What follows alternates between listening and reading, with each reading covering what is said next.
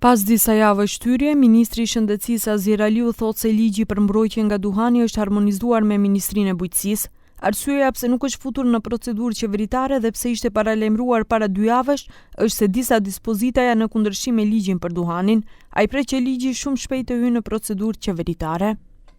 Već je zakonot pri kraj, danas ga imam sastanak, posljednji sastanak sa ministrat, za da može doполнително da se sinkroniziramo od pravna гледна точка и ценам дека законот веќе ова недела најбрзо до наредната недела ќе биде дел од владините процедури. Ligji ka shkaktuar reagime të forta nga tregtarët e vegjël, prodhuesit dhe distributorët e produkteve të duhanit, të cilët paralajmërojnë ndikim në punën e tyre dhe në tregun legal.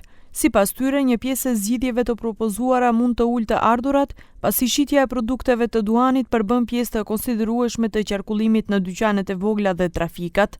Kryeministri Risian Mickoski konfirmoi se gjatë përgatitjes së ligjit janë konsultuar të gjitha palët e interesuara, përfshirë tregtarët dhe industrinë e duhanit. Megjithatë, ai theksoi se ligji duhet të respektohet në mënyrë rigoroze, veçanërisht ndalimi i pirjes së duhanit në hapësira të mbyllura publike, duke shtuar se deri tani rregullat shpesh nuk janë zbatuar. Ai gjithashtu e konsideron të papranueshëm përdorimin e vajpeve, të cilat po bëhen gjithnjë më tërheqëse për të miturit. Ке се сложите дека на малолетници се повеќе имаме примери каде што се користат и се употребуваат оние така наречени вајпови со вкусови. Тоа не е во ред. И тоа не е во ред затоа што ако се бориме против пушењето, а децава од најмали години ароматизирани користат вајпови, кои што потоа може да се трансформираат во нешто друго, тоа не е во ред. И сега тоа тие кои што ги увезуваат го правдаат ќе има шверц од соседните земји.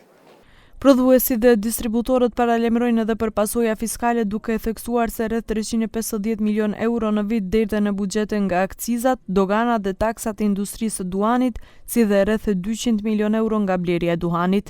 Sipas tyre, ekziston rreziku që këto të ardhurat të bien në seritet tregtia ilegale.